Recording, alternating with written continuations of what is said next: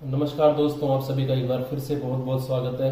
तो एक टॉपिक मैंने स्टार्ट किया था, बीच में मैं घर चला गया था तो मैं कंप्लीट नहीं कर पाया था, मैथमेटिक्स का कन्वर्जेंट एंड डाइवर्जेंट सीरीज। ठीक है, तो उसमें मैंने 2 लेक्चर ले लिए थे। जिसने नहीं देखे हैं प्लीज वहां पे देख लीजिए, बहुत इंपॉर्टेंट है। 2 सवाल पक्का आएंगे और यदि पढ़ लोगे तो सवाल गलत नहीं होंगे, ये भी मैं लिख के दे रहा हूँ। ठीक है, तो सबसे पहले हमने पढ़ा था ज्योमेट्रिकल सीरीज पढ़ा था, मतलब कोई भी ऐसी सीरीज जो मतलब इस तरह से होती है 1/a⁴n।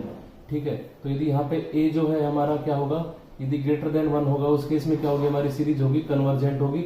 अदरवाइज a जो होगा लेस देन इक्वल्स टू 1 उस केस में क्या हो जाएगी, डाइवर्जेंट सीरीज हो जाएगी। ठीक है, आपने ये पढ़ा हुआ है।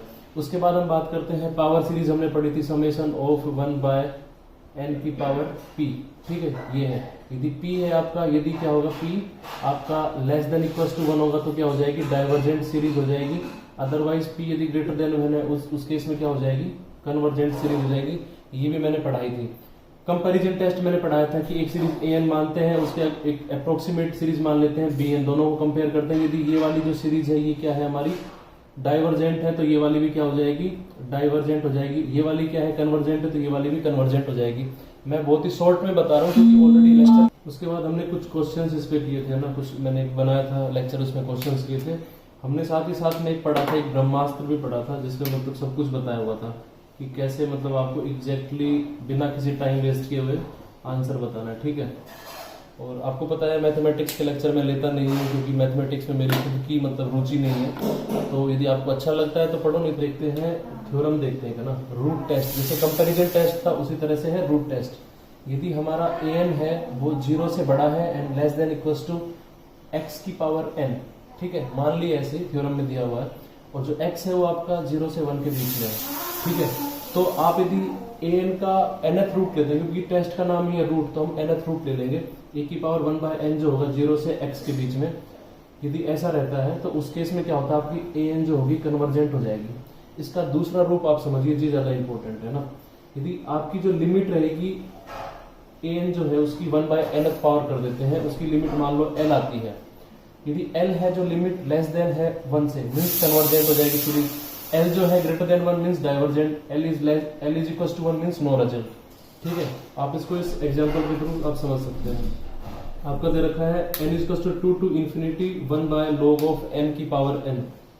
इसमें देखो an आपका क्या है, an is equal to 1/log of n⁴n दे रखा है। ठीक है, तो an⁴1/n में करता हूँ तो ये क्या आ जाएगा, 1/log of n आ जाएगा। ठीक है, ये आ गया मेरा।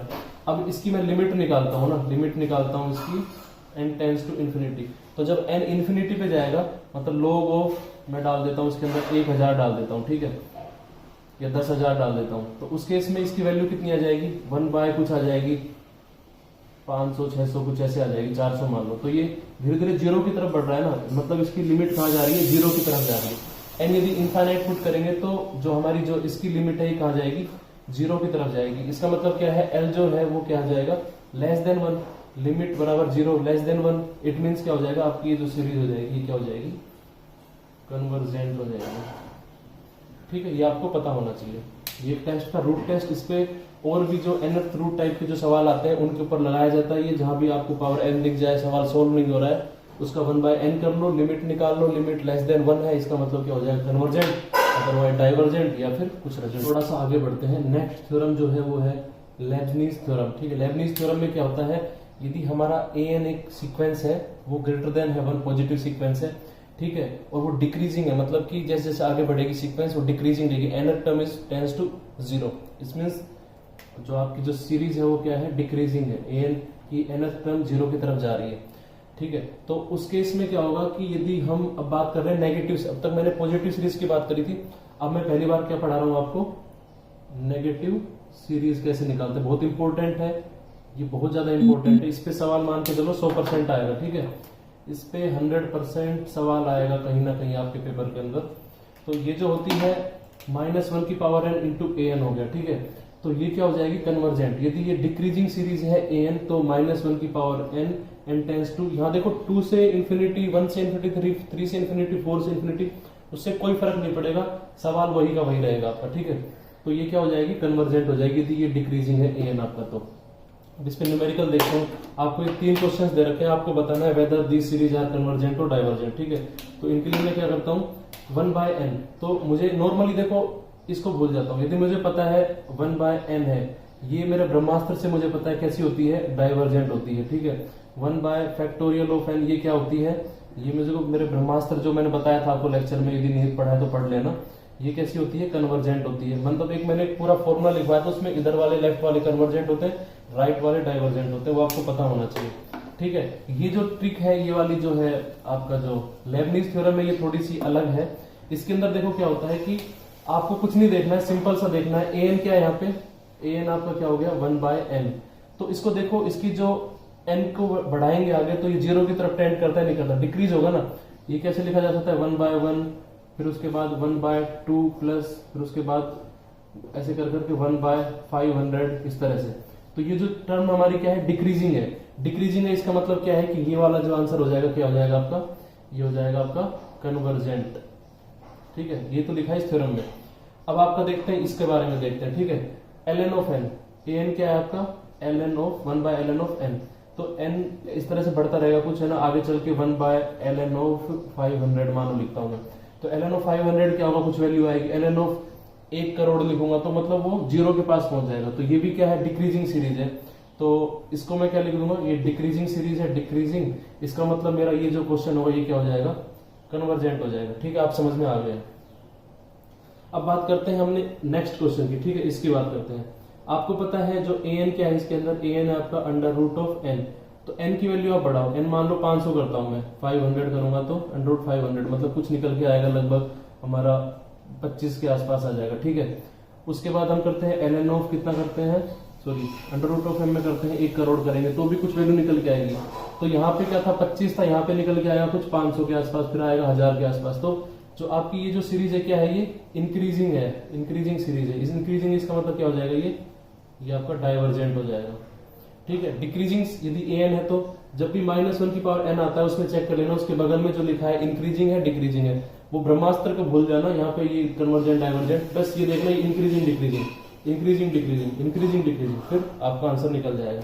इंक्रीजिंग है मतलब कन्वर्जेंट है, डिक्रीजिंग है मतलब डाइवर्जेंट है। बहुत ही सिंपल है, बहुत ही सादगी के साथ आपका सुंदर प्यारा आपका आंसर आ जाएगा, ठीक है। अब हम बात करते हैं इसी के साथ में एक थ्योरम और है, कोची थ्योरम, ठीक है। कोची सीक्वेंस, कोची थ्योरम आपने पढ़ा होगा, ठीक है। तो उसमें क्या होता है कोची थ्योरम के अंदर, कोची थ्योरम के अंदर आपका होता है कोची सीक्वेंस या थ्योरम, मैं फास्ट पढ़ा रहा हूं, ठीक है। इसमें देखो क्या होता है कोची के अंदर, कोची सीक्वेंस बोलती है कोई भी आपकी, मान लो an आपकी कोई सीरीज है, सीक्वेंस है, ठीक है। ये सीक्वेंस यदि क्या है आपकी बाउंडेड है, ये सीक्वेंस आपकी बाउंडेड है और ये सीक्वेंस आपकी क्या है, कन्वर्जेंट भी है। ये दोनों कंडीशंस फॉलो कर रही है 1 और 2, तो ये सीक्वेंस आपकी क्या हो जाएगी, कोची सीक्वेंस हो जाएगी, ठीक है। इस पे थ्योरेटिकल सवाल टाइप के आते हैं। यदि आपको कोई सीरीज भी देते हैं an इस टाइप से करके, आपको पता है वो बाउंडेड सीरीज है और वो कन्वर्जेंट भी है, तो उस केस में क्या हो जाएगा आपका आंसर क्या हो जाएगा, आपका आंसर आ जाएगा कि ये जो मेरी सीरीज है कोची सीरीज है। जैसे एग्जांपल लेते हैं sine of n, summation of 1 से इंफिनिटी तक साइन ऑफ n। तो याद रखना साइन ऑफ n जो है ना, ये आपकी डाइवर्जेंट सीरीज होती है। क्यों होती है, क्योंकि 1 फिर उसके बाद प्लस माइनस, इस तरह से पहले 1 आएगा, फिर उसके बाद 0.7 इस तरह से होता है ना, फिर माइनस में आने लगेगा, -1 आ जाएगा, फिर प्लस आएगी। तो इस तरह से इसको मतलब एक फिक्स वैल्यू नहीं है कहां पे जाके सीरीज रुकेगी। तो ये, और जो हमारी कन्वर्जेंट सीरीज होती है वो फिक्स होती है, उस नंबर पे जाके रुकेगी, है ना, अप्रोच करती है किसी नंबर को। लेकिन साइन वाली क्या है, प्लस माइनस वो कभी ऊपर नीचे इस तरह से 1 और 0 के बीच में, -1 और 1 के बीच में पूरा खेलती रहेगी। तो इस वजह से क्या हो जाती है, डाइवर्जेंट सीरीज हो जाती है। और अब पूछ ले बताओ ये जो है आपकी साइन n है, ये कोची सीक्वेंस है या नहीं है, क्योंकि ये डाइवर्जेंट है इस वजह से कोची सीक्वेंस नहीं है। हाँ बाउंडेड है ये, इसकी वैल्यू कहां से रहती है, -1 से 1 के बीच में रहती है ना, तो ये बाउंडेड है, but this is not convergent, that's why it is not Kochi sequence, ठीक है। इसके क्वेश्चंस आप देख लेना। अब मैं आपको एक चीज बोलता हूं, आप अपने एटीसी का जो प्रीवियस ईयर का पेपर था ना, 2000 आपका 18 का था, तो एटीसी 2018 उसके अंदर पेपर 1 जो था आपका शिफ्ट 1 में, उसके अंदर 2 सवाल आए थे। पेपर 2 जो था उसके अंदर 4 सवाल आए थे इसके डाइवर्जेंट और कन्वर्जेंट के, ठीक है, उनको आप करके देखना जो मैंने पढ़ाया उसके हिसाब से अब तक। तो आप इसमें दोनों सवाल कर देंगे, इसके अंदर आप 3 सवाल कर देंगे, एक सवाल थोड़ा दिमाग लगाएंगे तो आपका हो जाएगा, ठीक है। तो मतलब अब की बार भी एटीसी 2021 में इसमें से कितने सवाल आने के चांस है? 2 सवाल तो कम से कम आएंगे, 3 भी आ सकते हैं, ठीक है। और आप यदि ढंग से मैंने जो पढ़ा है उसको पढ़ लोगे, ना ज्यादा दिमाग लगाना ना ज्यादा टाइम लगाना, आपके पूरे नंबर आएंगे, ठीक है। मैं इतना ही कर सकता हूँ आपके लिए, बाकी देखो आपके ऊपर है, आप कितना मेहनत करते हैं, सिलेक्शन चाहिए नहीं चाहिए। बहुत कम टाइम है लेकिन इतना भी कम नहीं है कि आप पढ़ नहीं सकते, पढ़ोगे तो डेफिनेटली सिलेक्शन होकर रहेगा, ठीक है।